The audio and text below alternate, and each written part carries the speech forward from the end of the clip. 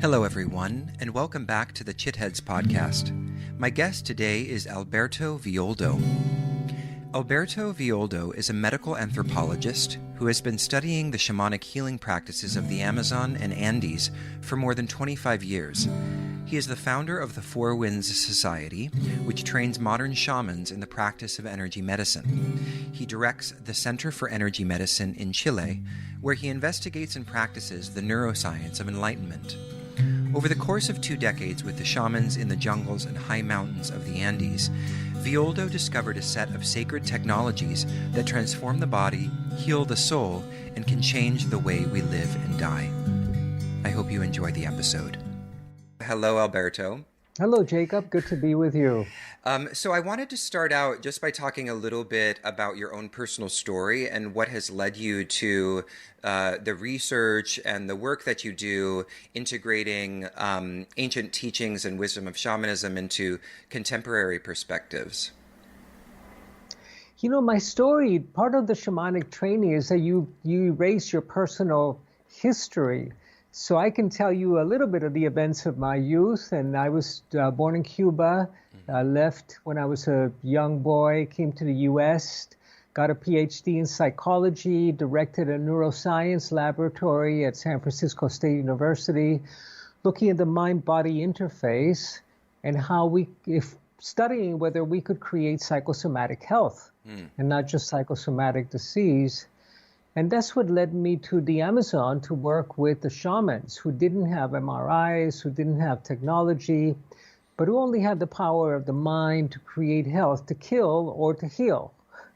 And I spent the next 25 years working and studying with the Andean and Amazonian shamans, and then spent about 10 years studying the Tibetan shamans and the sources of Tibetan Buddhism, as well as the interface between the Indian subcontinent and the Tibetan region of Mongolia and Tibet.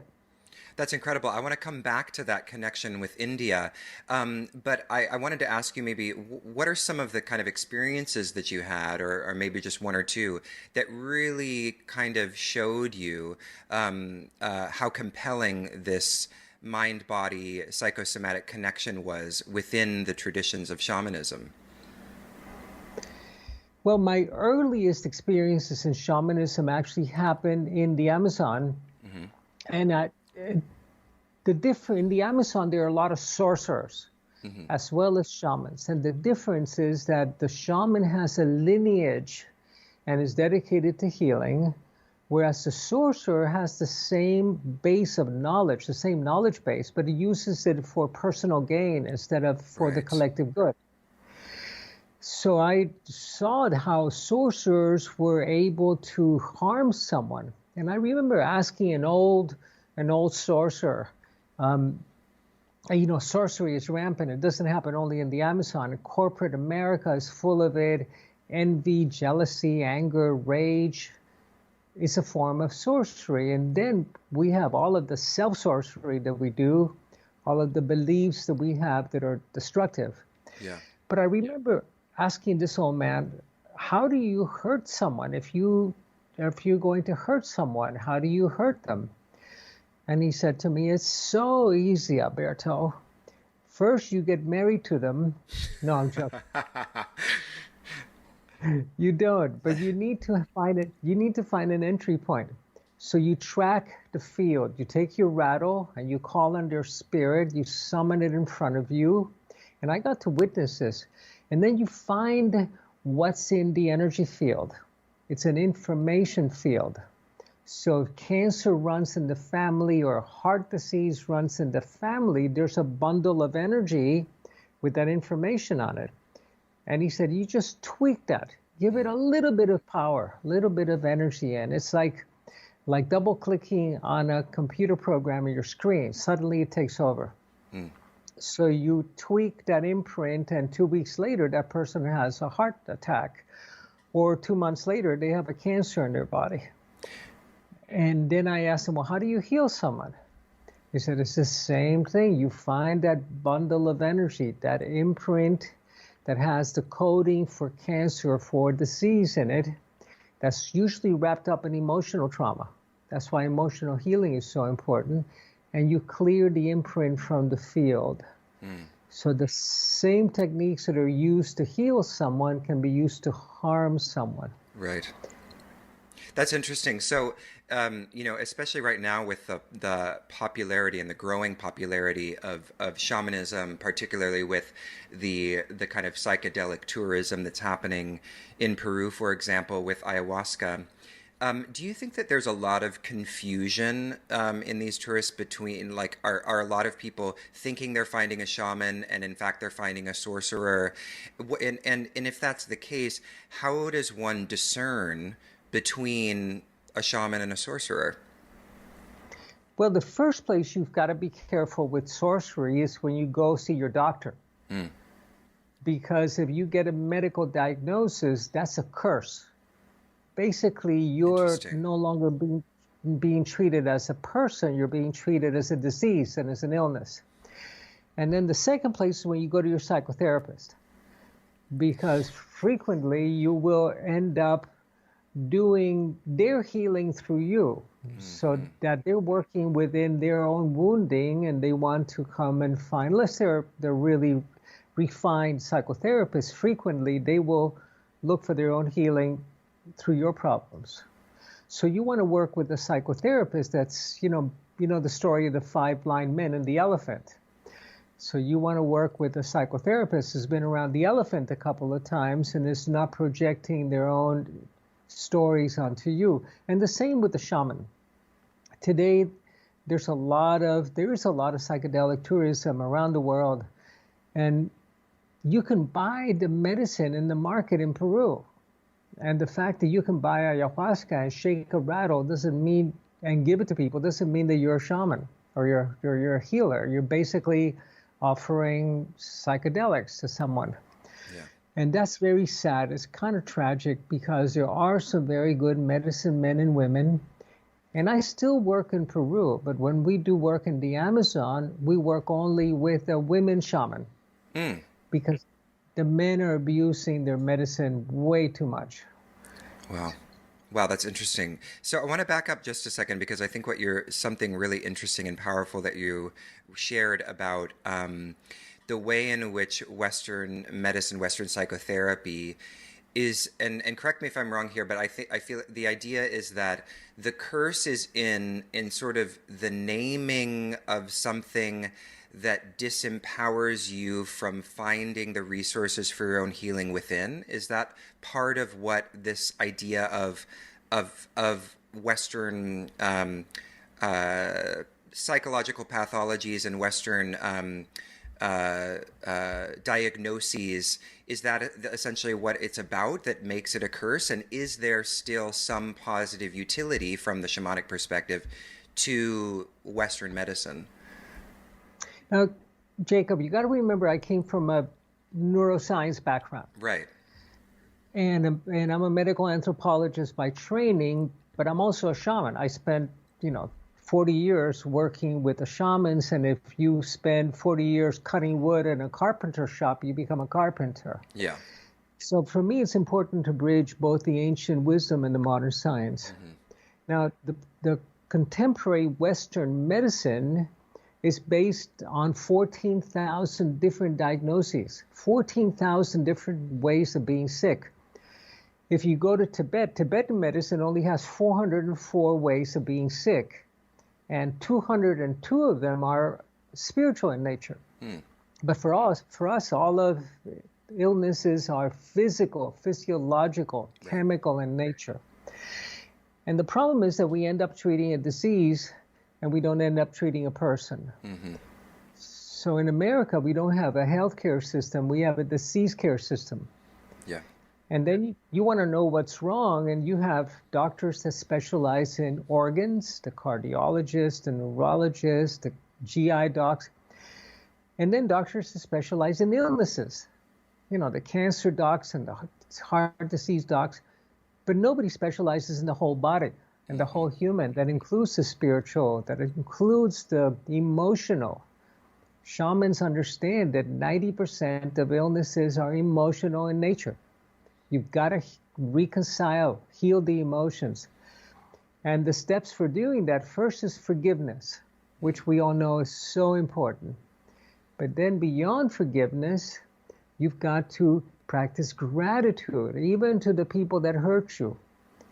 And I remember a patient of mine saying, how can I be grateful to my uncle who abused me sexually for 3 years?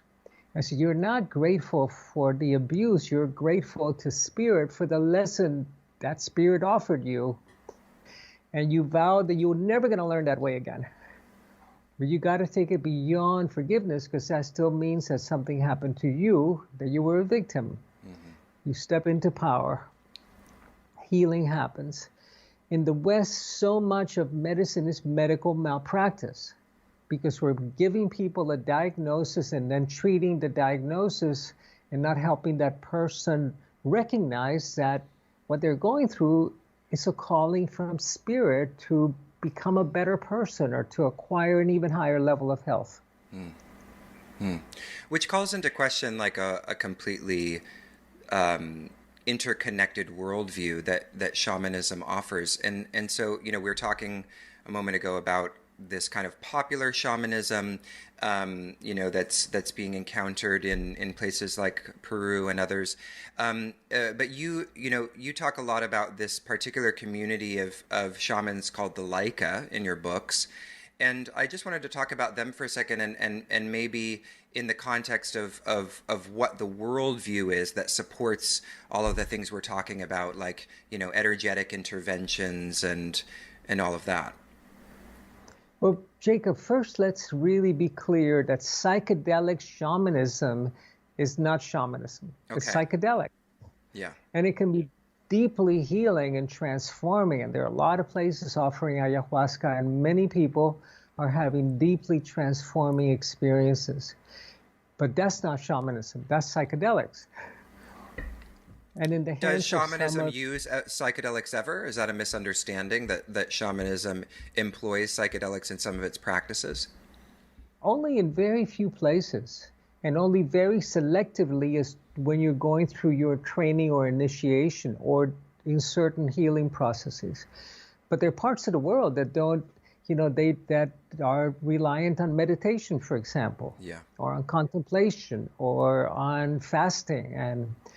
But you want to go to those states of consciousness where miracles can happen. But to do that, you first have to repair the brain. Now, the beauty of ayahuasca, for example, since we're talking about psychedelics, is that it's almost identical in chemical structure to serotonin, a neurotransmitter. And serotonin will repair your hippocampus, the region in the brain responsible for new learning. It'll repair it in 6 weeks.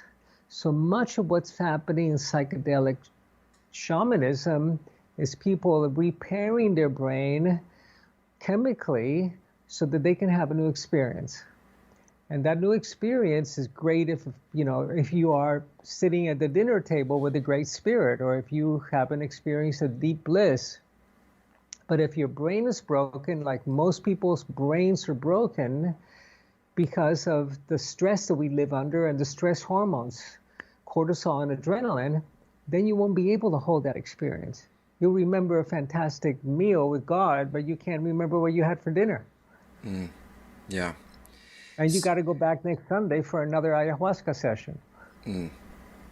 So you've been talking about shamanism as being the backdrop to Tibetan Buddhism, for example, and then before we started our interview, you discussed how you'd written a book on the Yoga Sutras and kind of their shamanic inheritance. So this, is a departure from some people's understanding of shamanism as being something specific to the Americas, particularly South America. So when we talk about kind of the universality of shamanism across world cultures, what are the features that we're talking about? What is it that makes that demarcates shamanism as shamanism, or what is it that makes a tradition shamanistic is probably a better question. That's a really good question. What are the sources? Where does it come from? What does it look and taste like? Shamanism developed among Paleolithic peoples that also had a Paleolithic diet. Now, the Paleolithic peoples were nomadic hunter-gatherers before we settled into agricultural communities. So shamanism is not hierarchical.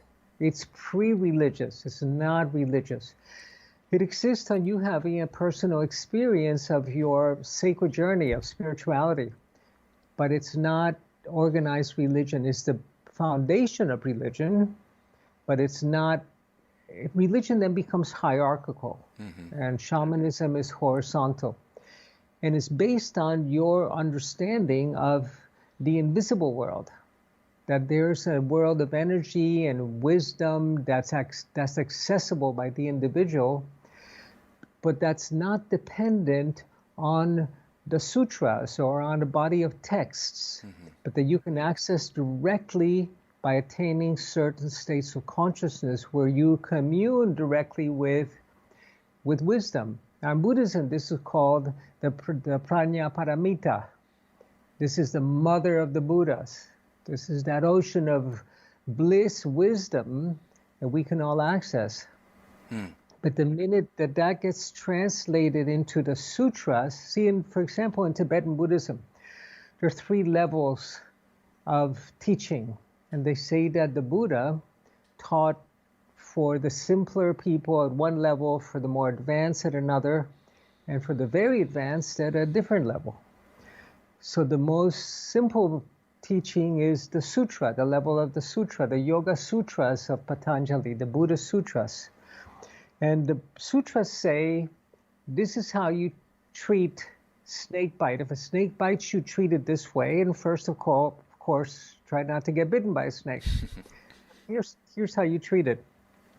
And then be careful you heal your perception. The Yoga Patanjali says, be careful you don't confuse a rope for a snake or a snake for a rope. The second level is not the sutra, but the level of Tantra. In Tantra, you're transforming energies.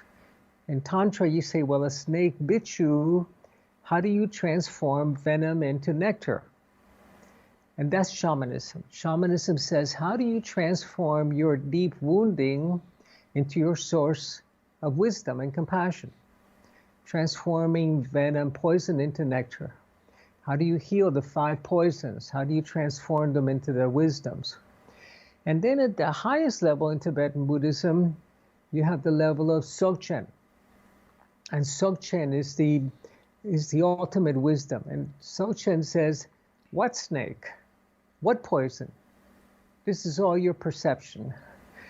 But of course, if you're not at that level, and you go around saying, what snake, what poison, that's just your ego talking. And then you get bit and you get sick.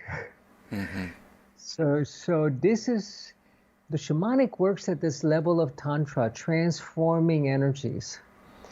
And this is the real art of the shaman, is taking that which might live in your field as an illness, not as cancer or as heart disease, but as a bundle of toxic chi or toxic energy that will manifest according to whatever information you have in your field, what runs in your family. We call that genetics, your predispositions.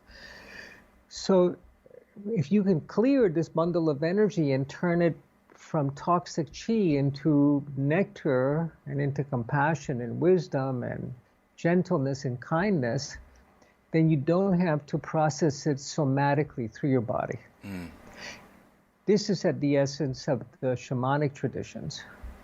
And it's helpful to understand this. And then you have the tools. You can have a rattle or a feather or ayahuasca or ritual. But the deep understanding is that, and I'll give you the secret to that, is that in the West, we think that creation was completed in 7 days. And all that was left was the naming of the plants and the animals. The shamans say that on the 7th day, the Great Spirit said, I created the whales and the eagles and the elk and the deer and the butterflies. Aren't they beautiful? And now you finish it. You complete it. So our task is to co-create with Spirit. And that's the deep understanding of what the shamanic practices are about. Wow. And Well, it certainly feels like, in this current moment, which I want to talk about in a bit, we seem far away from that kind of global dream of really living in alignment with these principles. But one of the things I loved that you said in an interview that I listened to, is that spirituality is inevitable. And of course, you distinguish spirituality from religion, as you did a moment ago. But you said something to the effect that spirituality is unavoidable at a certain point, which I think will be kind of a surprise for some people to hear, because they think, oh, spirituality is sort of my choice, and whether or not I'm a spiritual person is just, predicated upon, my personal disposition and all of this. And it seemed like you were suggesting that it's almost a biological necessity at a certain point when one engages in particular practices or a particular trajectory of experience. So can you talk a little bit about that for a moment, and how, according to you, spirituality is unavoidable? much of what we consider spirituality is comfort food, is candy. It's the place that I go to feel good, to feel warm inside, to feel in communion, to feel connected. Much of meditation is that, finding quieting the mind. But quieting the mind is just the first step in meditation. Then comes exploration. Much of what we call awakening is soothing our hurts. Now for the shaman, and you can, if you go back to Patanjali and Nagarjuna, the sages, the Indian sages, they say that you've got to wake up. It's essential. But then after you wake up, you can't keep on waking up. You got to grow up. And then after you grow up, which is integration, integrating the awakening, after you grow up, then you've got to show up and become part of the solution. So the deeper spirituality brings you face to face with yourself.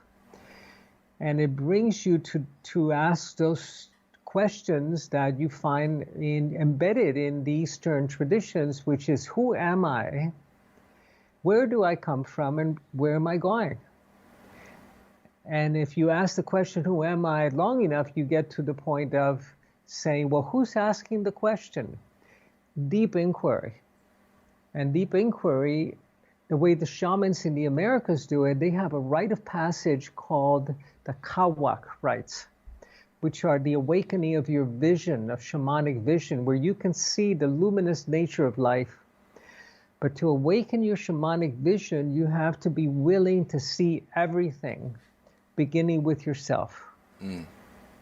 Your most horrible sides, your beauty, your violence, the fact that Hitler lives within you, and the fact that you've got to heal that you cannot point the finger and say, look at this president or person that we've elected, how terrible they are, because they live within you as well. You have to this is what Mother Teresa said when she went to India. She went to heal the Hitler within her. So once you do that, once you're seeing your darkness and your light, and some of us are terrified of our light, then you can go in the medicine path. Then you can go into spiritual quest deeply. And this is inevitable, because at a certain point in our lives, we begin to go, who am I and what am I doing? And why am I doing it? Wow. So you said that most people are afraid of their light. It seems like some people would be surprised to hear that, because they think, well, that's what I want to affirm. I want to see my light and I want to ignore my shadow. So what do you mean when you say that many people are afraid of their light? Well, let me go back to what you just said. When we ignore our shadow, we project it onto others. Yeah. And then we bump into it in others. We end up marrying it. We end up finding it with our bosses and our children and our partners. And so we have to own the shadow. This is what that process of awakening the shamanic vision is.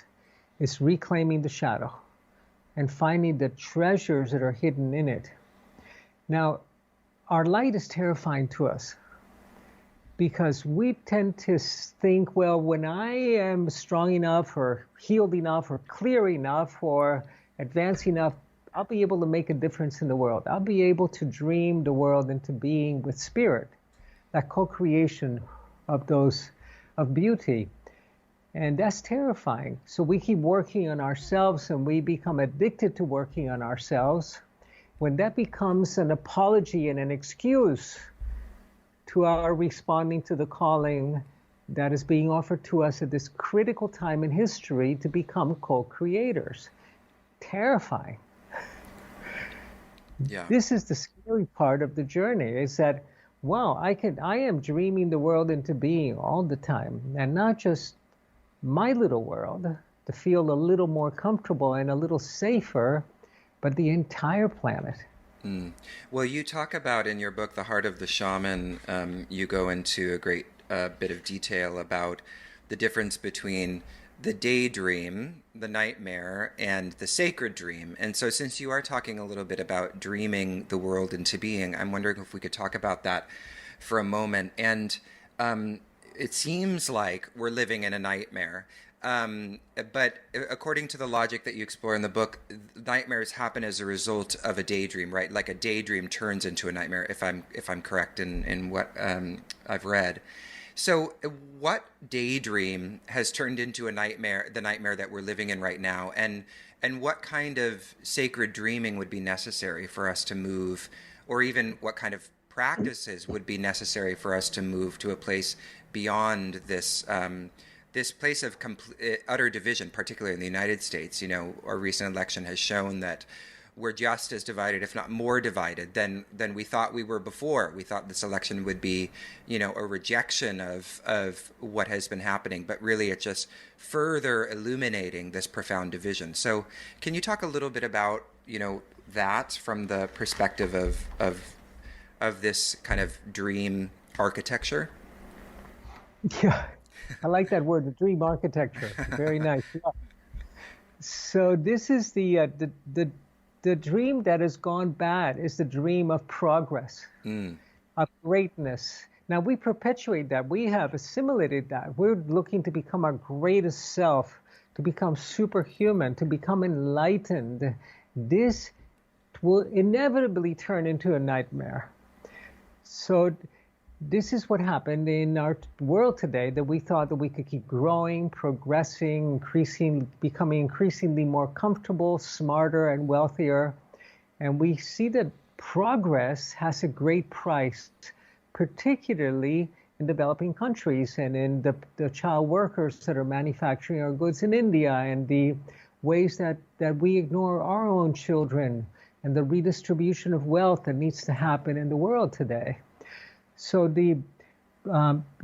many of the people that are ready to make political changes want to pay more taxes. They want to redistribute the wealth, not to weapons, but to food and to health programs and to children. And so this is the kind of value set that is not pro-progress at the expense of the many.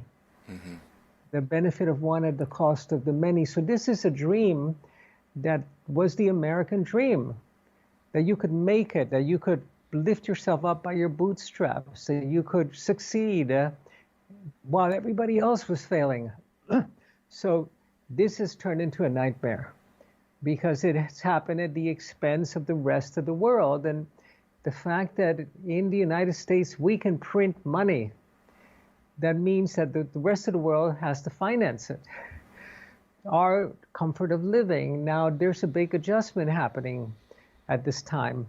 But 30 years ago, Jacob, my mission, and many of us 30 years ago, was to spread the bad news. That we were coming to an apocalyptic moment, and we're in it today.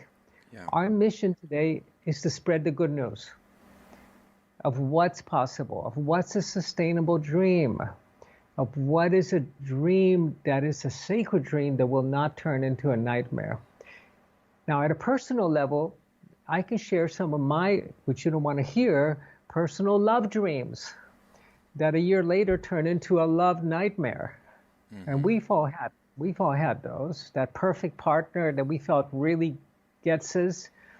And now look at so this is the nightmare we're living in today. And our calling is to dream a sacred dream that is inclusive, that includes all people and all races, and includes women, it includes people of all orientations in life, that's inclusive of the grasshoppers and the whales and the creatures in the ocean, that's inclusive of the entire earth. And this begins with how you envision the world. And let me describe how this happens, because we believe that we can use our intention and visualization to create what we want, to create our reality. But that inevitably will turn into a nightmare. You can do that if you're an Olympic athlete that I've worked with, where you can envision a perfect run down the mountain and yourself winning the gold, and you will do that. But not for any longer than a few minutes. You can envision a parking space and you'll get that. The Western approach is to begin with, number one, with me, and then maybe my beloved, and then maybe my family, my village, and then if it's not too much work, the earth. The shamans say if you want to dream the world into being, the sacred dream, use your intention, begins with the entire earth. Dream the entire earth into being, and then all of nature, and then your valley, and then your village, and then your street, your family, and you're the last one in the sequence. But the amazing thing is that then you get everything. Wow, that's beautiful. So one of the prophecies that you discuss in a couple of your books is this idea of the Pachacuti, or the Great Upheaval. You can correct me if I'm pronouncing that wrong. But do you think that we're in the Pachacuti right now? Are we in the midst of the Great Upheaval from that shamanic perspective? And if we, particularly when it comes to the environment, many environmental scientists have said that we've passed the point of no return. So amidst all this apocalyptic talk, where it's hard to imagine ourselves not going extinct if we keep up this work, what is beyond this great upheaval? Like, is there actually, what can we place our hope in if we actually have reached a point, the point of no return at the level of our kind of planetary equilibrium? Yeah, this is a really good question. Thank you for asking that. The role of the shaman has always been to throw a grappling hook into the future and look at future possibilities and summon a high destiny for humanity and for the earth. The Tibetans have been doing this. They anticipated the great crisis that Tibetan Buddhism and China and Tibet have been in. And also the American shamans, they predicted this time that they called the Pachacuti, or the great turning over of the earth, the start of a new humanity. And the prophecy says that humanity has died, that humans as we know them have become extinct, and there's a new human being born in the planet today. Now, we're living in a time of ecological crisis. During ordinary times, evolution follows the framework and the laws of Newtonian physics, which is gradual, incremental. During times of climate collapse and global crisis, like we're living in, evolution goes quantum. It follows the laws of quantum physics, so quantum jumping, where it's not the next generation that becomes a new human, but we are. So we are the ones that we've been waiting for. We have the opportunity to grow a new body, to become a new human, to grow a new body that is disease-proof, to upgrade the quality of our luminous energy field and become Homo luminous. This is the core of the prophecy. Homo luminous is the enlightened bodhisattva, that we can become in this generation. You and I, all of us, we have the possibility. But to do that, we have to go through an initiation process, which is the putting into the fire everything that is dysfunctional and awaiting and and being willing to spend time in that in-between moment where we don't know what the destiny, where we're going to live or die, where we are in limbo, we don't know the outcome. Being willing to hold that terror and that awe of the possible birth of a new human. That is us. So this is the opportunity that we have today. And yes, we are in the middle of the Pachacuti, of the great upheaval. We're not in the middle. We're at the beginning of it. Oh, we're all waiting. Yeah, this is just a warm-up act. Oh, goodness. So where do we start then? And I'm wondering if, we could talk a little bit about, we're talking about all of this. We haven't talked so much directly about kind of some of the practices, the shamanic practices that might help usher in, this new body. I know you've explored many of them in your work, but I have been reading one of your recent books, Soul Journeying, and so I'm wondering if in our final minutes we could talk a little bit about that and how that might be of service at a time like this, at the beginning of the Pachacuti. Yeah, we need to recover our soul, our collective soul. And I'd love to share ceremony with you. Remember that I come from a brain science background. And my interest right now is to grow a new body. And that's the title of my most recent book. How do we become the new human? Not just enlightenment being a spiritual process, but a physiological, biological process. How do we grow a new body for that new human that is disease-proof and that heals differently and that ages differently and that dies differently or doesn't die? Let me quickly mention that there are 40 million species in the planet, 40 million different kinds of creatures. And only 3 of those don't have death programmed into their DNA. And that's humans, whales, and dolphins. Every other creature in nature, the minute that the female is not reproductively viable, nature eliminates her. So that humans are the only ones, together with whales and dolphins, that reach menopause. That you can become a grandmother. Because every other species is not taking part in this experiment, which is an experiment where we have no death program in our DNA. Where we can become infinite, where we can regenerate the body, where we can grow new bodies. But this is an experiment being conducted with the 3 species that are the most intelligent species, that have the biggest brain to body weight ratio in the planet. It's an experiment in intelligence. The experiment is a critical one, where N, which is the number of people in the experiment, is equal to 1. My experiment is called Alberto. Yours is called Jacob. And if you don't take part in this experiment in intelligence, which is what we call spirituality, consciousness, if you don't take part in the experiment, then you get to be part of the control group. And the control group is that great bell curve of humanity, is what we call statistics, that are really not pretty. And say that at the age of 85, 1 out of 2 people will have diagnosable Alzheimer's. Mm-hmm. You don't want to be part of the control group. Yeah. So this is the experiment we're taking part in. And to take part in it, we have to change. Now, as in brain science, we know that you cannot change your mind unless you change your brain. And one of the ways that we change our brain, besides jungle ceremonies, is to do a fire ceremony. The brain changes through ceremony, which is why every culture in the planet has ceremonies.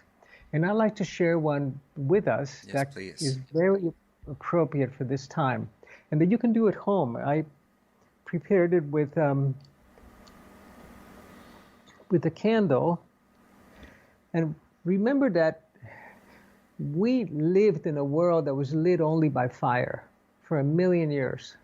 We gathered around the fire. We learned how to use fire long after we learned how to make fire long after we started using fire. So it was a sacred task This, the keeper of the fire, was the most sacred task in the village.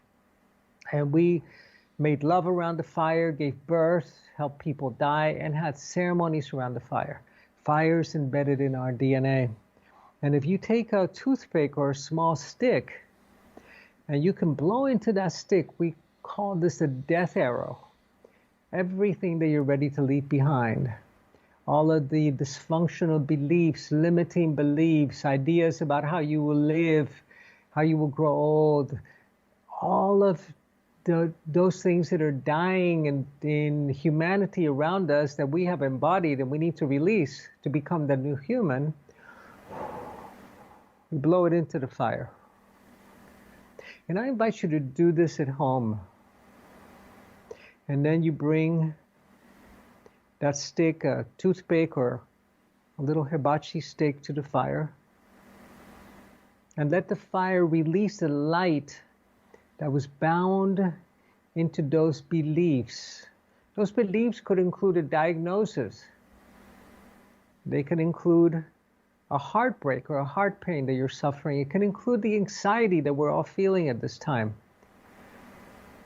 And if you want to take it a step further, very carefully, you can track your field and see where the fire needs to burn at your chakras or in your field, the toxic energies associated with that belief structure. And so much of it is in our heart chakra, very carefully. And do this at home. I'm doing it daily during these times of tremendous change. I'm doing these fire ceremonies every night. And I invite my students, my clients to do it at home so that we can change our brain and change our minds as a result. Thank you. That's beautiful, Alberto. So it looks like you just need a candle and a toothpick or a small stick. And we'll release this video for those who want to watch Alberto perform that ritual. Well, Alberto, it's been such a pleasure chatting with you about so many important shamanic perspectives. And as we close, I just wanted to give you an opportunity to share anything about any upcoming workshops or things that you are working on that you'd like to share with the audience. You know, at this point, Jacob, I really am not interested so much in promoting my next book or my next program, but really in promoting world peace and promoting a healed earth. I invite you to, at some point, to put into that fire ceremony your own name, so that you can become a mystery unto yourself. And this is the process of rebirth that we're going through as a humanity, becoming a mystery unto ourselves to discover a new human today in the world. We have a lot of free resources in our website at the4winds.com of how you can support them nutritionally and with probiotics, and because it's a body, it's a physiological process and a brain chemistry process as well. So take the big leap. This is the time we've been waiting for. All right. Thank you so much. I've been speaking with Alberto Villoldo. Alberto, thank you so much for your time today. My pleasure. Thank you, Jacob. Blessings.